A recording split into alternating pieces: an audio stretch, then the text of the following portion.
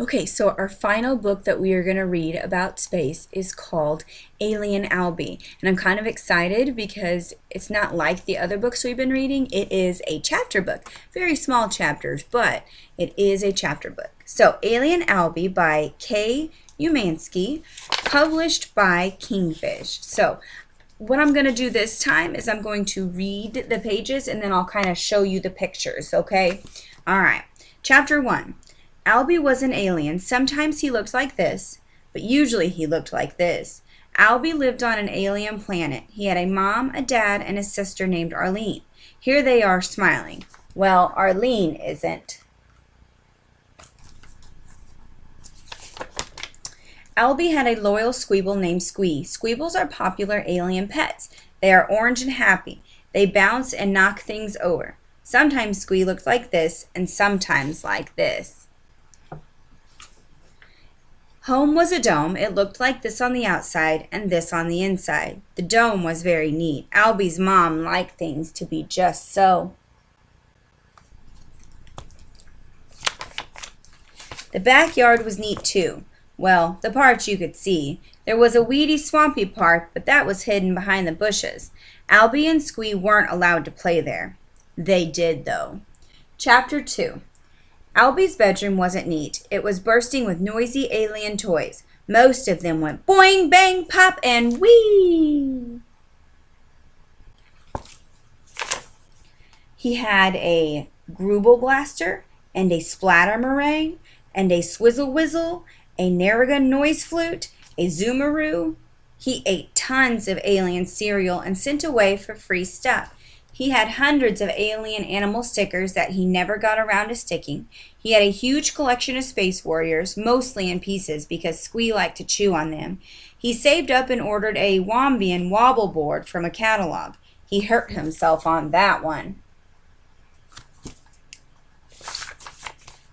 Alby had quiet things too, which he kept for nighttime. His books and his toy catalogs and his old stuffed toys.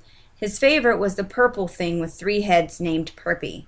Alby slept with Perpy and with Squee, of course. He always slept with Squee.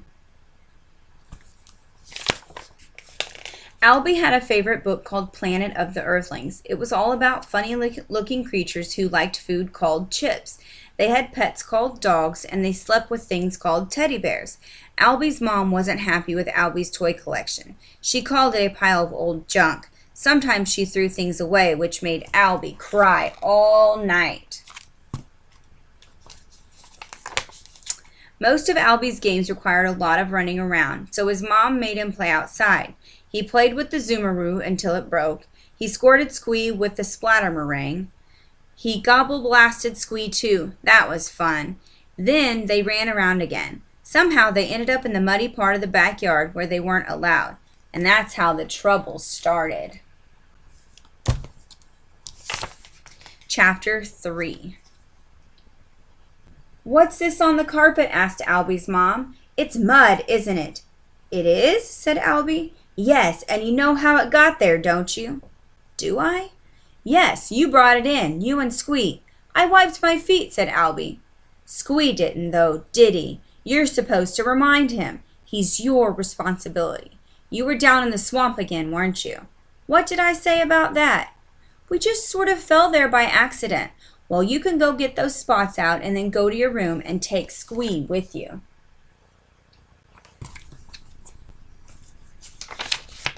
It took forever to clean the carpet. Alby's mom nagged, and Squee sat in a corner looking small and sad.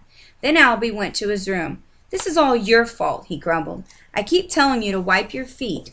He did, but Squee always forgot. He was a squeeble. They are good at playing and squealing, but they have terrible memories. Chapter 4. It wouldn't have been so bad if it hadn't happened again the next day. They shouldn't have gone to the swampy part, of course, but it had been raining during the night. Alien rings makes great mud for sliding. This time, cleaning the carpet took even longer. Squee was put outside in disgrace. He was still there at dinner time. For dinner, they had woodly doodly noodly strings. They ate them using fiddlesticks, which are like revolving prongs. But Alby wasn't hungry. "Can't he come in now?" he asked. "Eat your strings," said Mom. "You too, Arlene." "I don't like woodly doodly noodly strings," said Arlene. "I want food that sounds shorter." "Like chips," said Alby. "That's what they eat in the planet of the Earthlings." "You'll eat what you're given," said his mom. "Ah, here's your dad." In come Alby's dad with something in his arms. "Okay," he said, setting it on the table. "This should do the trick." "Oh, oh no! It was a squeeble dome." "I hope that's not for Squee," said Alby, but it was. Even Arlene was shocked. "We warned you enough times," said Alby's mom. "But he always sleeps with me." "Not any more," said his dad. "He has his own dome now. He'll love it." Chapter 5. But Squee didn't love his dome. He hated it. It was small and drafty, but worst of all, it was far away from Alby. "You'll be all right," said Alby. "I'll bring you some dinner." Squee licked Alby's elbow and said, "Squee?"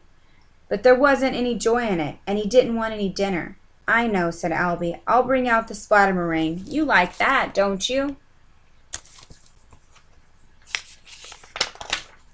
But Squee wasn't interested in the splatter meringue or the swizzle whizzle. He didn't even cheer up when Alby played him a tune on the Nargian nose flute.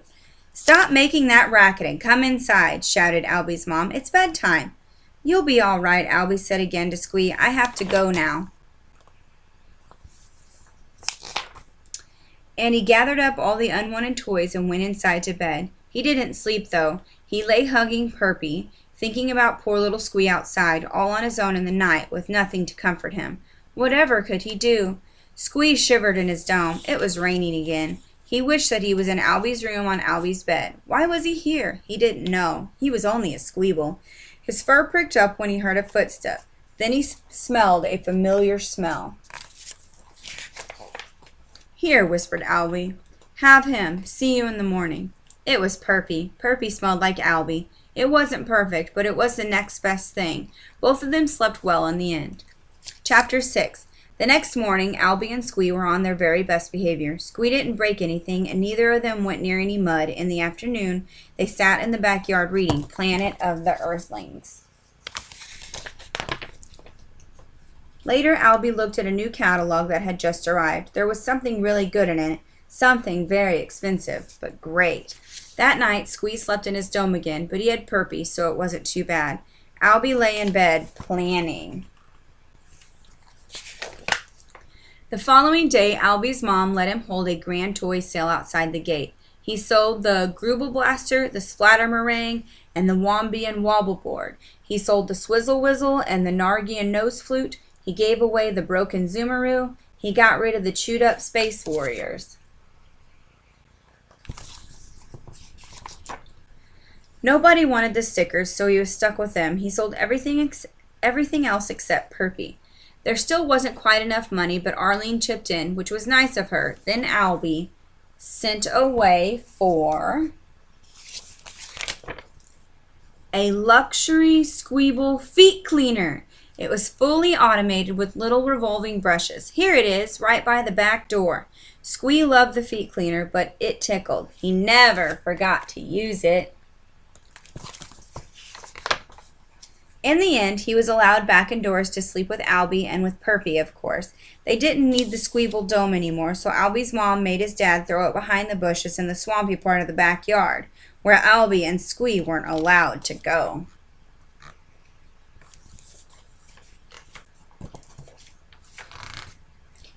They sometimes did, though. All right.